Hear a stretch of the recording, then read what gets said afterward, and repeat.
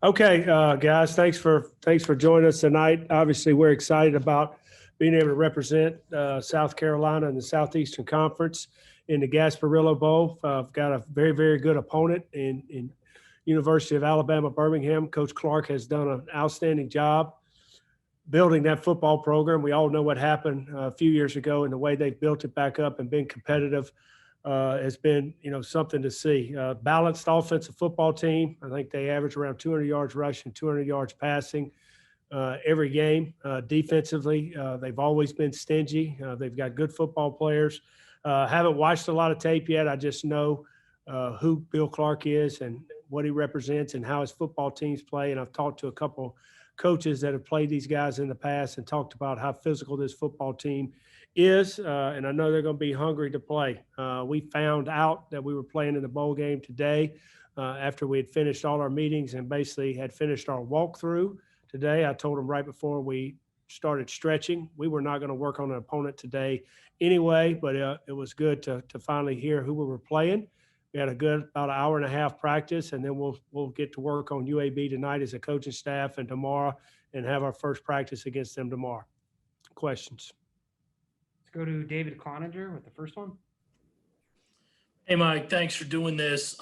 Since the guys got back last week, have you had any more guys opt out or say they're not going to play in the bowl? Just what's the status of the roster right now? The guys that you know about are Shy Smith and Sedarius Hutchinson, Ernest Jones, or those guys. No disrespect to anybody right here, and I'm sure y'all be trying to find out everybody who's not here and not. But I'm not gonna announce our roster, our depth chart till the day before the game. I don't see it does us any good. We know we're shorthanded. We know what we got. We're gonna get ready to play with who we got, and then y'all will see who's not there when time for the bowl game.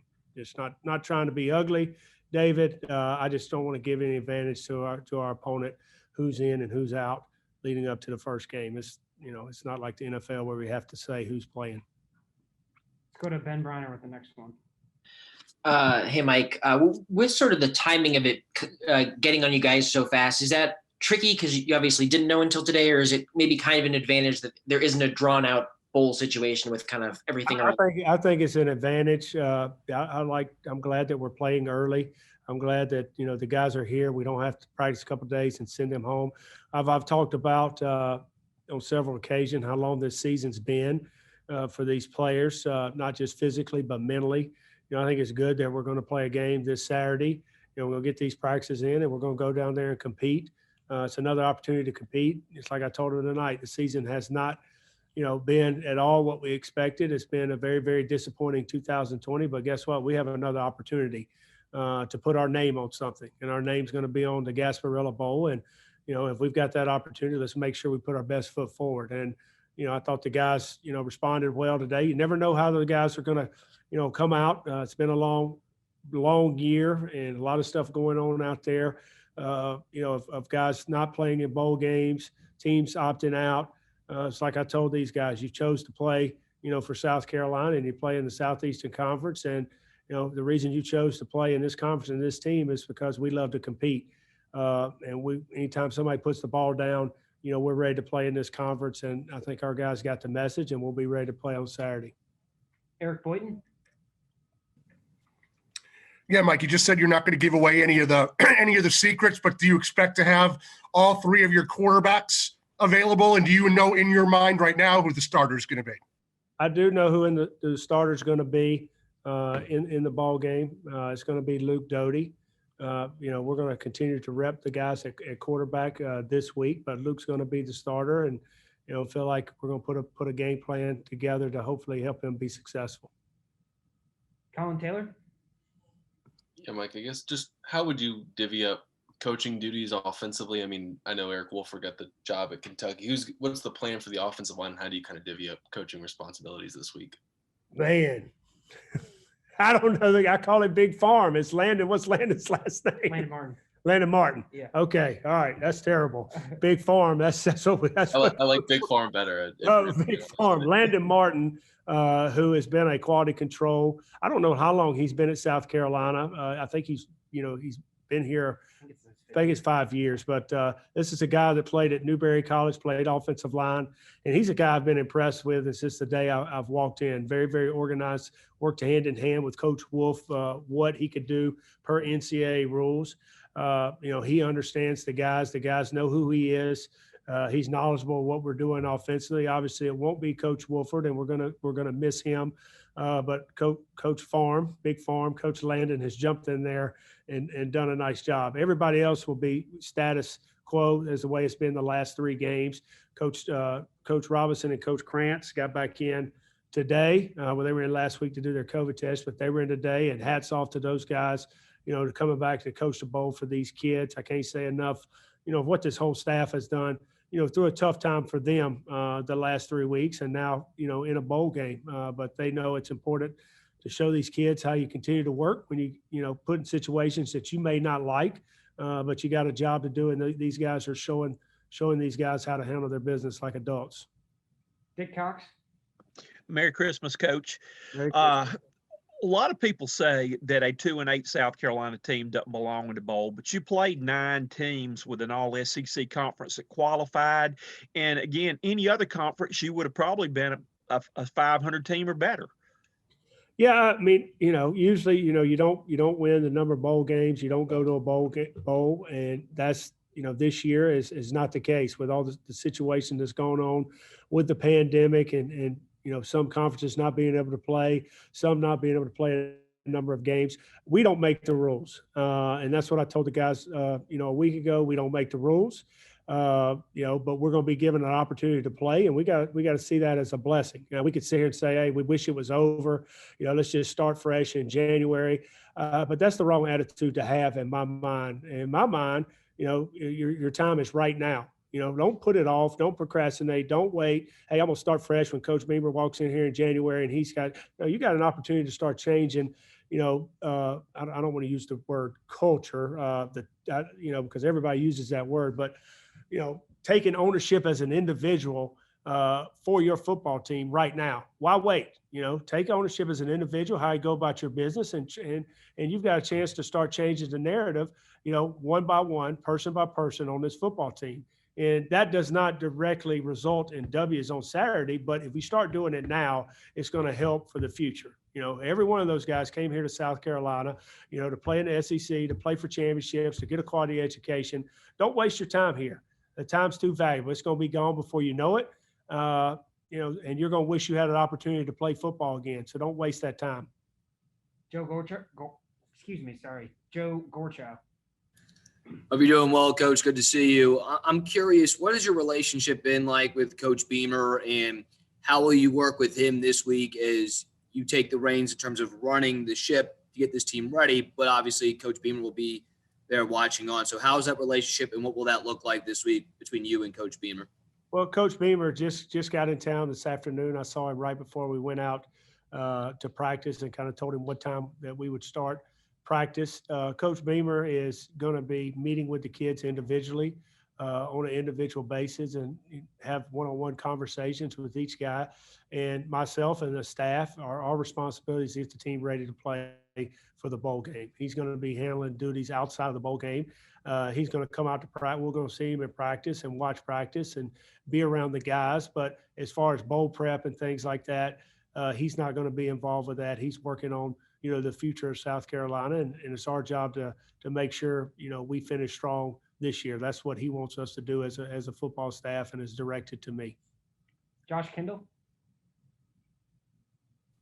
Hey, Mike. First of all, how many practices have y'all? What was today in terms of practice number since you've been back? Today was really practice 1. Okay. Last week we lifted and ran and had some player run practices similar to what they do in the summer leading up to fall camp. That was last week. Today was practice 1. And then we'll have, it'll be just like a regular game week, except we'll have, 2 extra practices. We haven't done a lot on Sunday or Monday, toward the end of the season because of numbers. So I felt like we needed to go out and do something today, even though we didn't have an opponent, because the last time we really did something against each other was December 5th at the Kentucky game. And pleasantly surprised and pleased with the way we practiced today.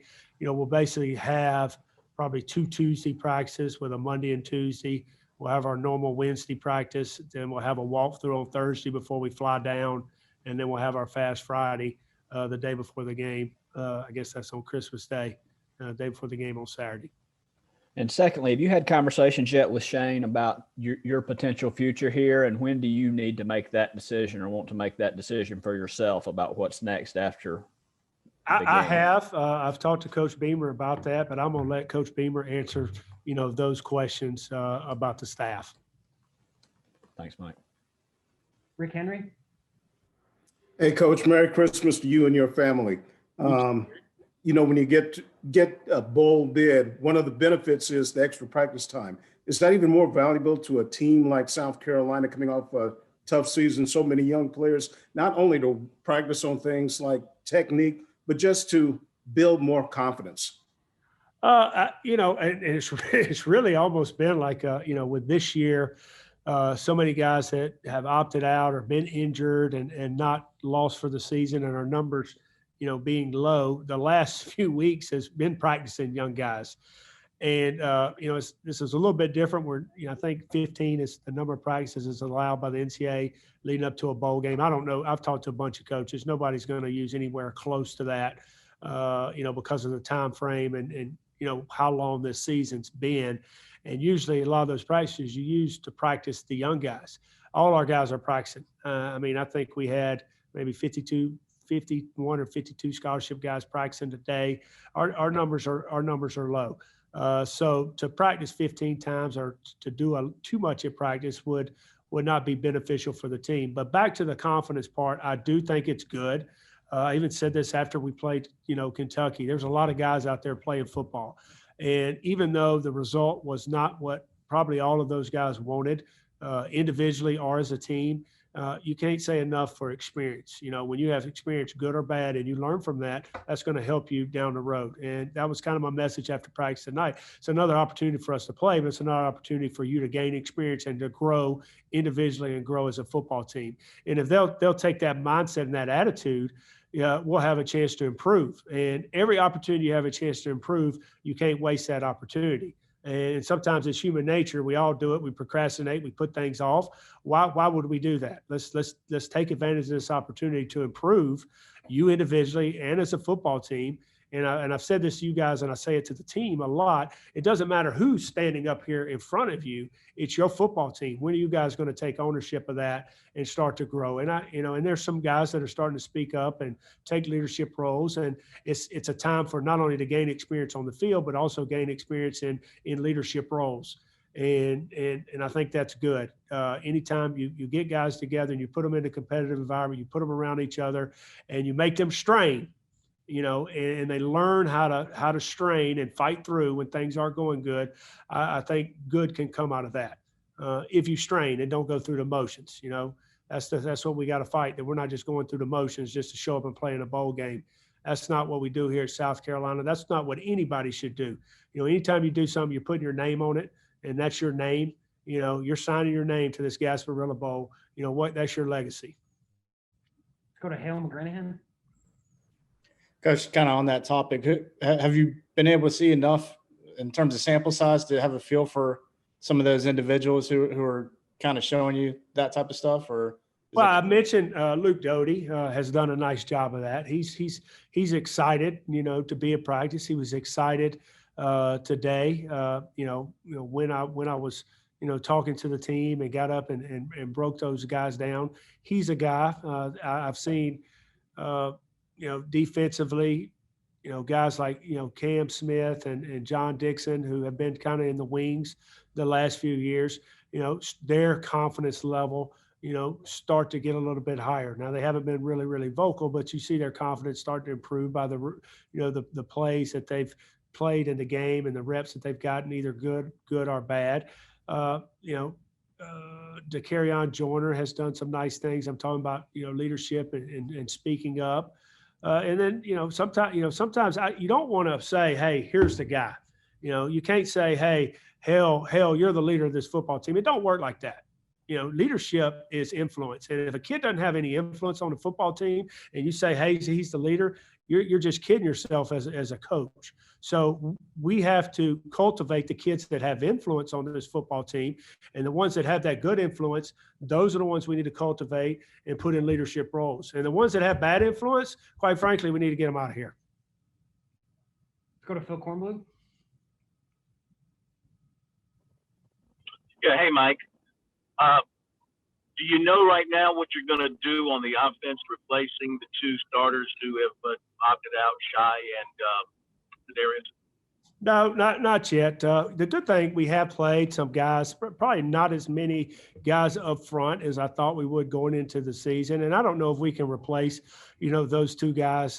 Darius had an outstanding year for us at left guard. I thought he's at his more natural position inside, opposed to playing tackle, which he did last year, and played outstanding. And Shy, as we all know, was probably our most dynamic playmaker in the passing game. Obviously, Kevin Harrison in our running game was able to generate explosive plays. But, up front, we're going to mess around with some combinations and maybe moving more inside, maybe getting Tyshawn Wanamaker some reps, a guy that, hasn't played this year, but it's a bowl game, give him some opportunities. But our numbers are good at the offensive line as far as bodies and capable bodies that have got a lot of reps in practice.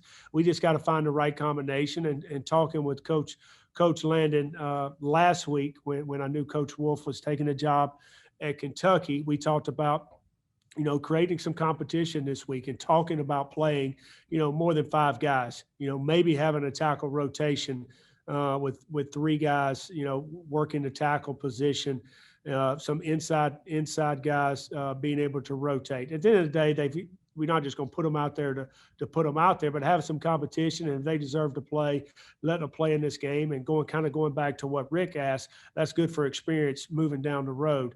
Receiver position, the Missouri game, and then really in the second half, into the third quarter and the fourth quarter, we didn't have Shy Smith, and guys like to carry on are going to have to step up. Trey Atkins in the slot. We might move Josh Fan in the slot, and Jakari Caldwell step up outside. There's a slight chance that Xavier Leggett is back this game. Here's a guy that's had a lot of high hopes for it, just been bothered with injuries all year, and it's a chance we get him back. But we're still kind of trying to piece things together a little bit at the receiver position, and we're going to have to be a little bit creative in that area or in the passing game to move the ball. Looks like we got about 6 questions left, so we'll wrap up after those 6. We'll try to get to all you, and then let Coach get out of here. John Whittle at the next one. Mike, obviously you've been real familiar with South Carolina after all your years at Georgia. Having been here for a year, what do you think about the program and the direction? And is this a place where you would like to stay under Shane Beamer? Well, I wouldn't have came to Columbia if it was not a place I did not want to be and raise my family. It wasn't the only opportunity I had last year, and I, obviously chose this place, a chance to work with Will that I talked about when I got here. But a lot goes into that as well. Where you're going to raise your family, where they're going to go to school, and I've got kids that one's going into senior year, and then I've got triplets that are going to be going into high school, and then I've got another one in middle school. So it's important, they went somewhere that hopefully we could see ourselves long term. Now we all know we're in the coaching profession, and things change. And at the end of the day, I said this after, I believe, the Kentucky game, we'll end up where, we're supposed to end up. And family is where your feet are. And I firmly believe that, but I like Columbia, or my kids like Columbia.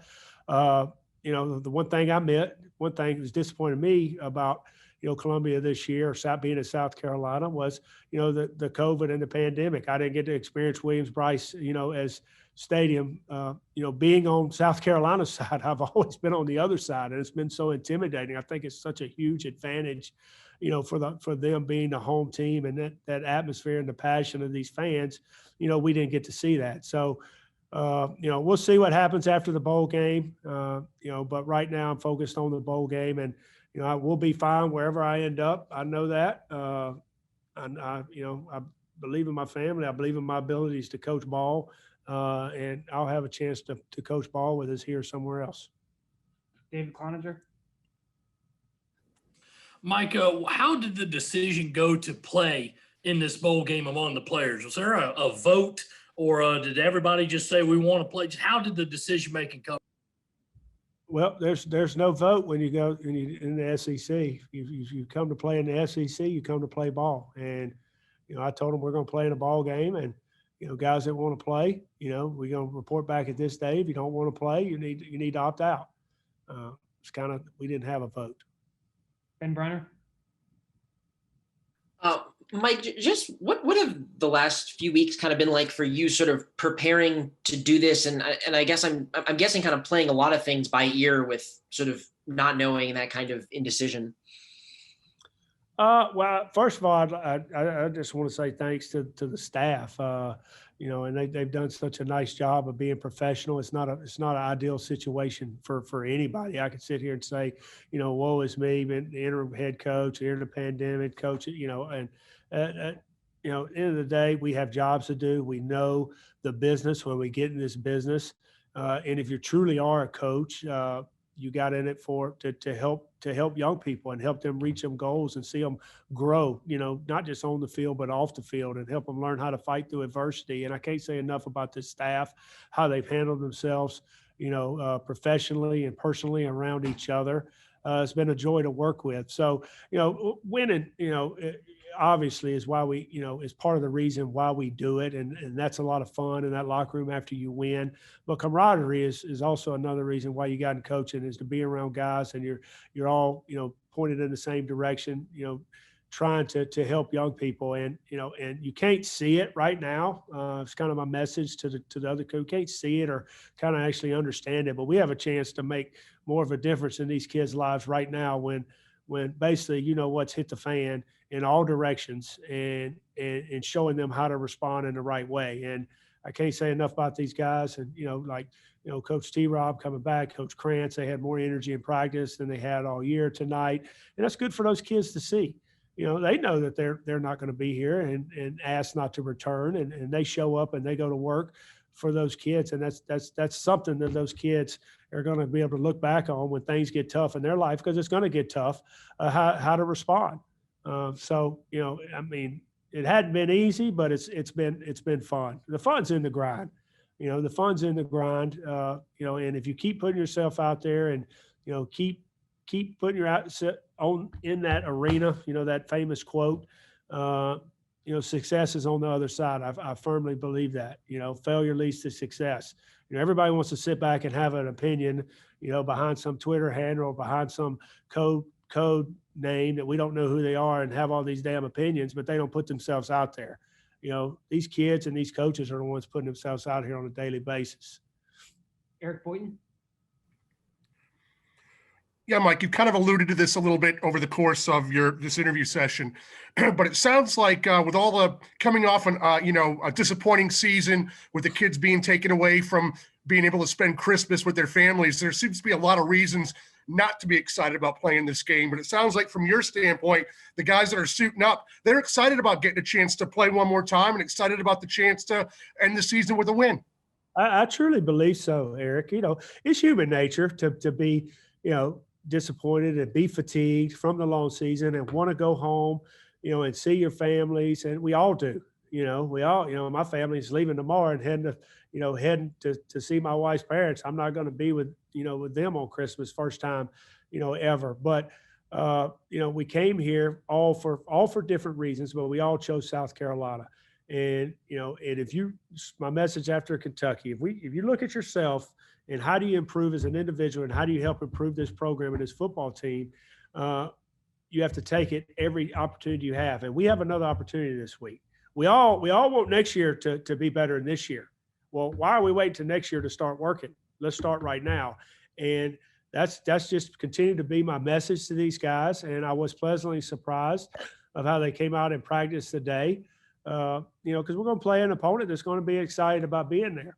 And if you're not excited about playing and you just show up and think you can flip the switch on game day and be ready to play, that's when you get embarrassed. And that's some of that's happened this year for us. We've shown up thinking we're going to show up and be ready to play, and we haven't been. You got to put in the work just to have an opportunity to win on Saturdays. Doesn't mean you're going to win, but it'll give you a chance. So we're trying to put in the work to give us an opportunity and enjoy being here and enjoy being around each other. And that's another thing. These guys got to start enjoy being around each other. If they don't enjoy being around each other and want to, run off in every different direction every time we have a free break, South Carolina is never going to be what we want it to be. The greatest teams, they're always together. They're always hanging out. They're always doing things together. They love being around each other. And that's what we got to get on this football team, is that family and that love for one another, not love for ourselves, love for one another. And then that's when good things happen to yourself, is when you focus on somebody besides yourself. All right, last question goes to Dick Cox. Coach, bowls have always been fun. Opportunity to go and have some fun and have a lot of activities. Do you have anything special for Christmas Day, and do you practicing in Columbia having fun activities for the team this week? That's a good question. Coach George Wynn, our director of football operations, and myself are going to get together and try to do some fun activities and kind of treat this like we're at the bowl, site. We went to Frankie's, I believe the name of it, the go-kart place on Friday, and the kids got to do that, and they were excited about doing that. And we'll do some things this week, whether it's bowling or movies. We are Thursday when we get there on Christmas Eve. We're going to go to Topgolf, that night. So we're going to do some activities and try to reward these guys. And it's not reward for winning 2 ball games. Sometimes people look at it that way. Well, you won 2 ball games, you don't deserve. So reward for continuing to fight, for South Carolina, and you have another opportunity to fight. And, there's a lot of sacrifices you make, to be a college football player. And we're going to try to reward those guys, for doing that, but they still know they got a job to do. And the fun is in winning the bowl games. There's a lot of bowl games and a lot of memories that I've coached in and played in over the years. I remember the ones we won more than the ones that we lost. I guarantee you that. All right. All right. It, Coach. Thanks, Merry guys. Christmas.